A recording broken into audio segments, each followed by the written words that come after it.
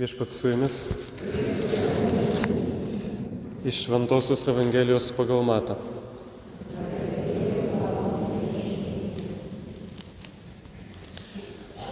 Anuo metu, matydamas minias, Jėzus gailėjosi žmonių, nes jie buvo suvargę ir apleisti, lyg avys be piemens.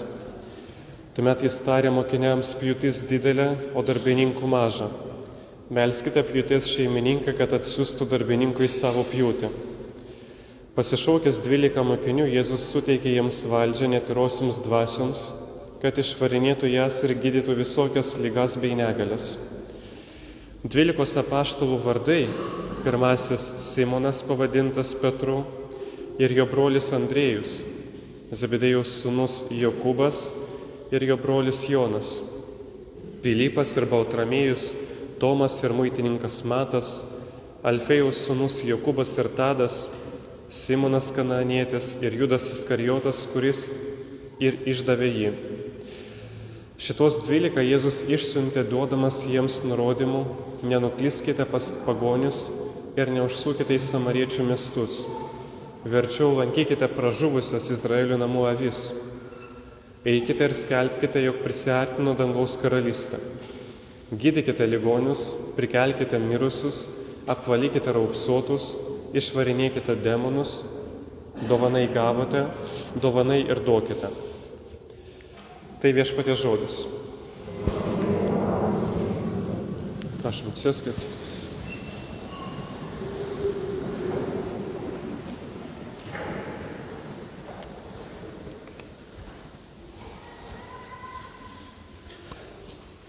Po Dievo kūno šventės, po devintinių, po visų iškilmių, kaip yra ta patarlė tokia lenkiška, kad po devintinių jau kunigas netgi nėra reikalingas bažnyčiai, kad pasibaigia visos šventės, prasideda vasara ir atrodo bažnyčia gali būti jau besilsinti, jau atrodo viskas pasibaigė. Ir šiandien Jėzus Evangelijoje kaip tik sako 11 eilinį sekmadienį, kad pjūtis didelė, o darbininkų maža. Siunčia mus į darbą. Lygiai taip pat aš kaip kunigas, laukdamas atostogų, tikrai kažkaip nesvajoju per atostogas ten kažką kalbėti apie Evangeliją, nelabai ten norisi kalbėti apie Dievą, norisi pabūti tėvoje, atskiriau nuo žmonių, pabūti vienam.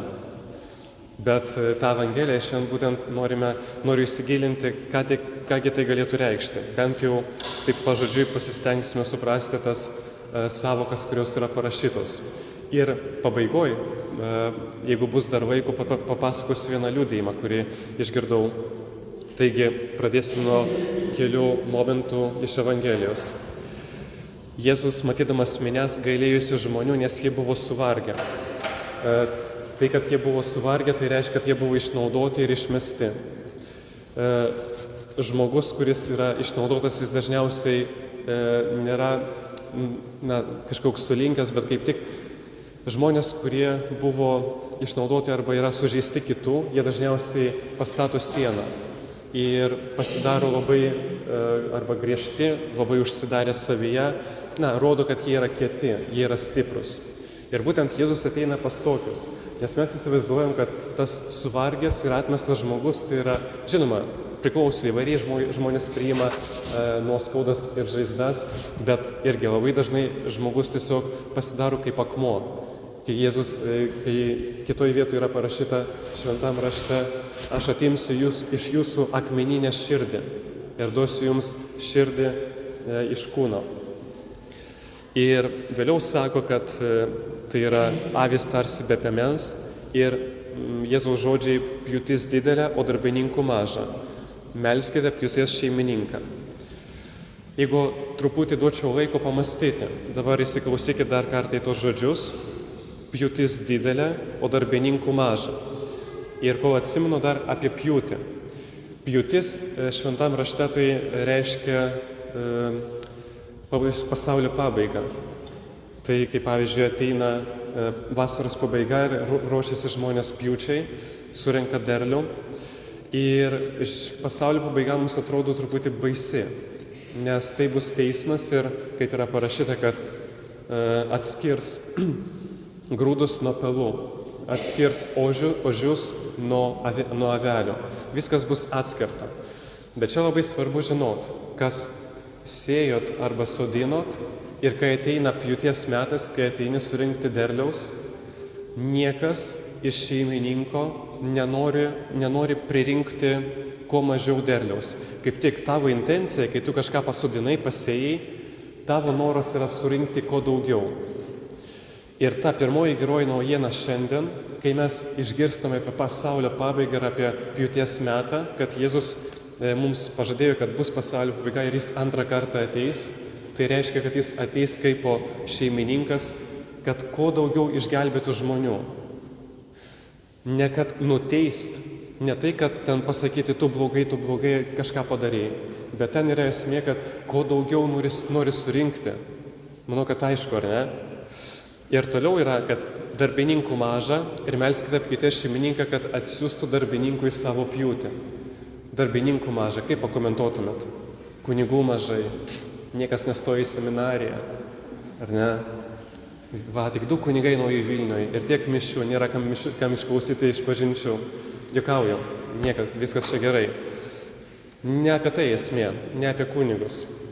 Čia eina kalba, melskite pjūties šeimininką, kad tave išsiųstų. Čia eina kalba, jeigu skaitytume originalų tekstą, melskite, tai yra maldaukite, kad Dievas tave išvarytų.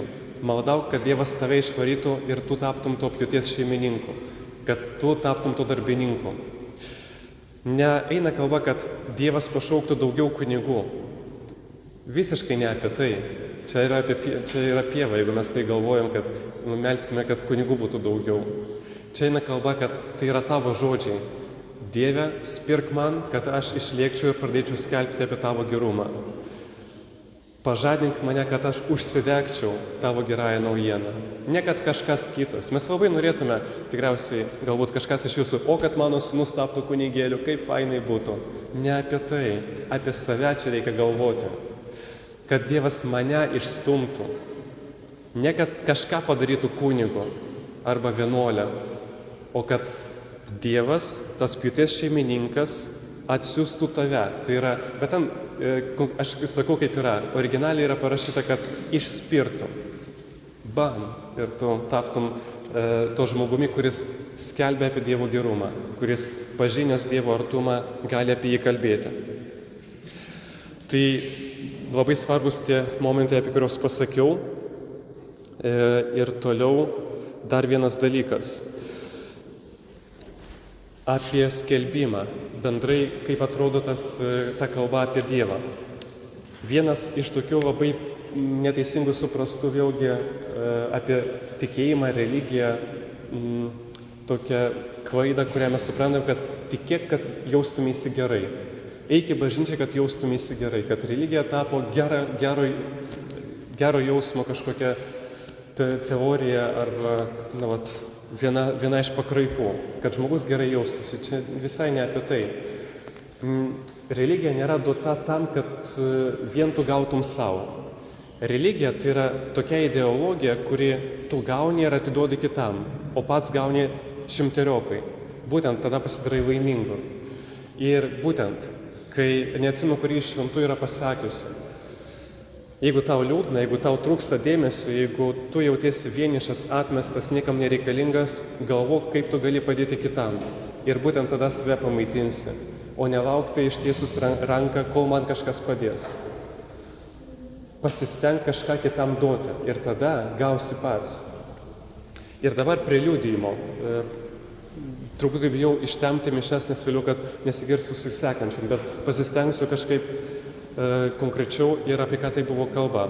Ta liudijimą galima surasti internete, jis yra ilgas, ten apie valandą, bet esmė yra tokia. Ten apie vyrą, jo vardas Sergejus. Jis gimė tėvams netikėtai, kaip tai dažnai būna. Jo tėvai buvo gydytojai, mama dar tada studijavo ir atrodo, kas gali eiti blogai. Atrodo, kad jeigu tėvai yra sėkmingi, tai ir su vaiku viskas bus gerai. Ir ten tikrai aštri pradžia jo gyvenimo, nes kai jis gimė,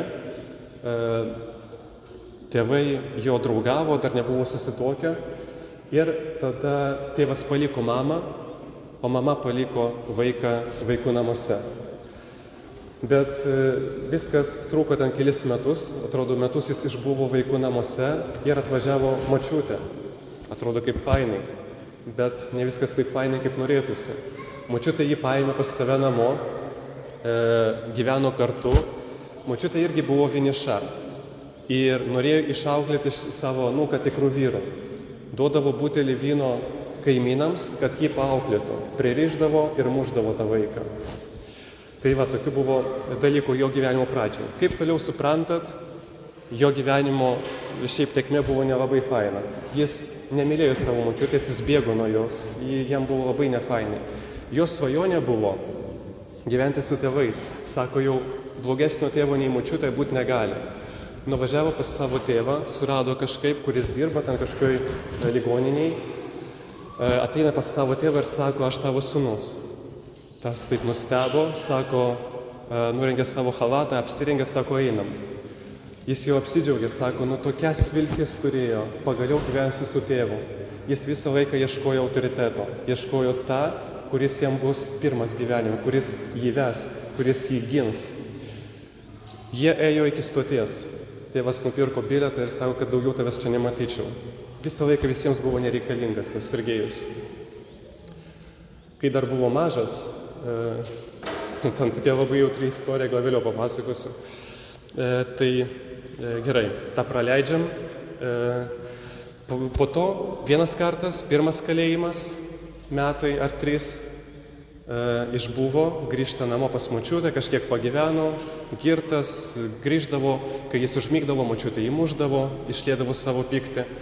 Galiausiai kitas teistumas ir 10 metų kalėjimo ir būtent ten, kas įvyko kalėjime antrą kartą. Jis, ką išmoko labai gerai, kai dar gyveno su močiutė, tai lošti kortom. O tai jam labai pasitarnavo kalėjime, nes to uždirbdavo. Po kažkiek laiko jo kompanionas, su kuriuo jis lošė kortom, uždirbinėjo tokiu būdu pinigus, pradėjo skaityti Šventąjį raštą. Nežinau, jis nežino, kas su juo atsitiko, bet sako, pradėjo skaityti Šventąjį raštą ir jis vis prieidavo prie jo, ką ten skaitai. Sako, Šventąjį raštą, daug man. Pasiskaitė, sako, neįdomu. Einam lošti kortom, ten atvažiavo kažkiek žmonės. Sako, nelošiu, aš pakeičiau savo gyvenimą. Ir nevystysiu tos temos, bet buvo taip vėliau. Jis gaudavo, jo draugas, su kuriuo jis lošė kortom, jo kompanionas, gaudavo laiškus iš kažkokių tikinčių žmonių. Po kažkiek laiko jis tos laiškus pradėdavo atiminėti. Ir po kažkiek laiko pradėjo rašyti tam adresatui, tam kažkiam pastoriui laiškus. Jeigu tu nenustosi man draugui rašinėti savo laiškus apie Dievą mylinti, aš išeisiu iš kalėjimo ir tau bus blogai. Kelis kartus taip jis parašė tokį laišką grasinantį ir sako, taip gerai jaučiausi. Sako, taip fainai, kažkam kiaulystę tokią padariau. Ir tos Sergejaus tokia įda buvo labai didelė. Jis sako, aš nemokėjau kalbėti. Aš nemokėjau kalbėti be keiksmažodžių. Jis sako, negalėjau surišti 2 žodžių be blogo žodžio. Ir sako, prieš palikdamas kalėjimą, sako, buvo jo tikslas išmokti normaliai kalbėti. Taigi, kas buvo toliau?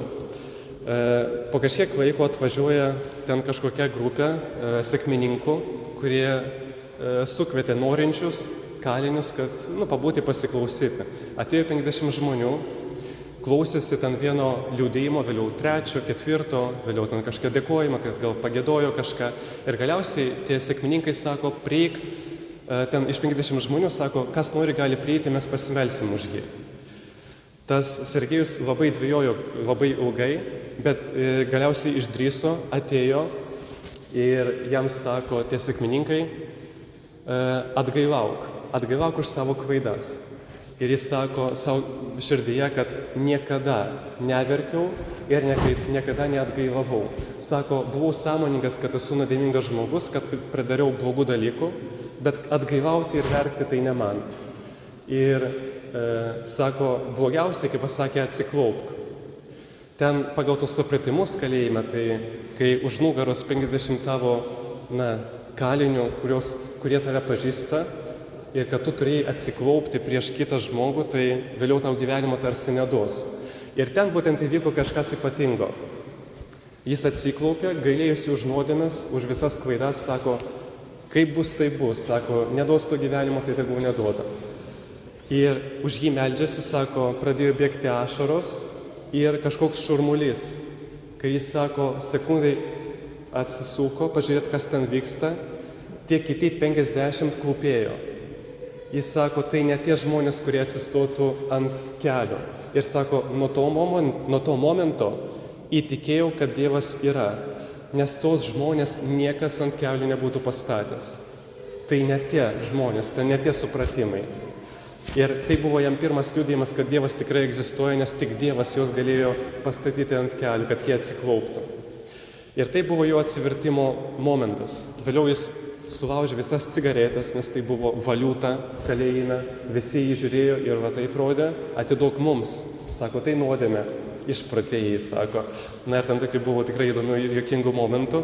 Ir galiausiai, truputį skubu dėl laiko, bet vėliau kokie buvo irgi ten stebuklai, kas vyko.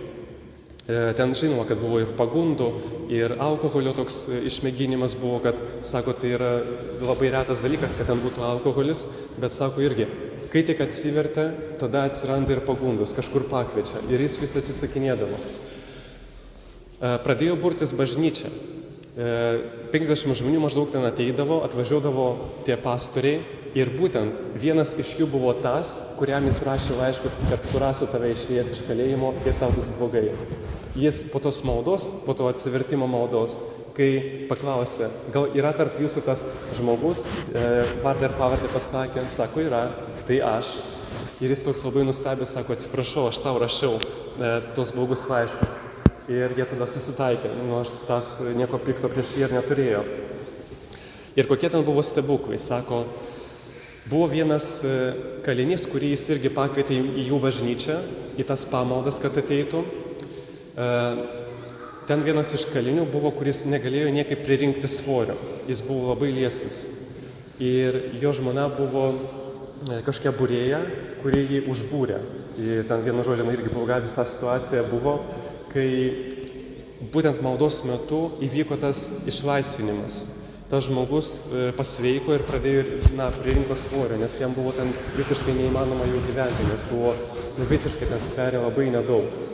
Ir jis irgi, tada ten buvo vienas iš tų išgijimo, o kitas apie vošą vyrą, kuris vaikščiojo su ramentais, jis pasveiko, irgi ten įvyko stebuklas.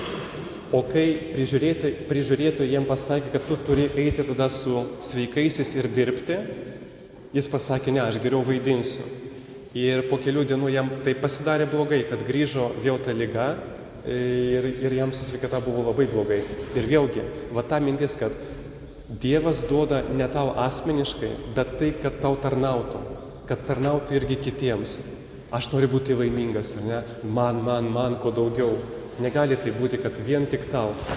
O ta jautri istorija apie jo mamą, tik pabaigai jau pasakysiu, jis kai buvo mažas, pabėgdavo iš namų ir važiuodavo į oro uostą. Ir pasirinkdavo bet kokią gražiausią moterį ir sako, tai mano mama. Prieidavo ir klausdavo, tu esi mano mama, ir vis atsakydavo, kad ne. Jo buvo tas noras gyventi su šeima, kad šeima būtų pilna. Tai pas tėvą, tai pas mamą, jo buvo didelė svajonė. Ir galiausiai jis yra sukūręs, dabar turi savo šeimą, jis gyvena pats Baltarusijoje ir liudija. Jis važinėja per visas bažnyčias, nežinau, ar katalikas, tai nesvarbu. Jis surado Dievą, jis atsivertė ir tai yra svarbiausia. Tai yra toks tikrai ypatingas liudijimas, manau, kad būtent apie šią Evangeliją. Eikite ir liudykite, gydykite ligonius, prikelkite mirusius, apvalykite raupsuotus, viskas, ką pasakoju tame liudijime. Ten viskas tai ir įvyko. Amen.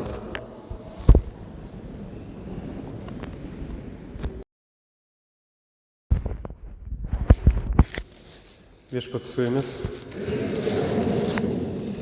Iš Šventosios Evangelijos pagal Matą.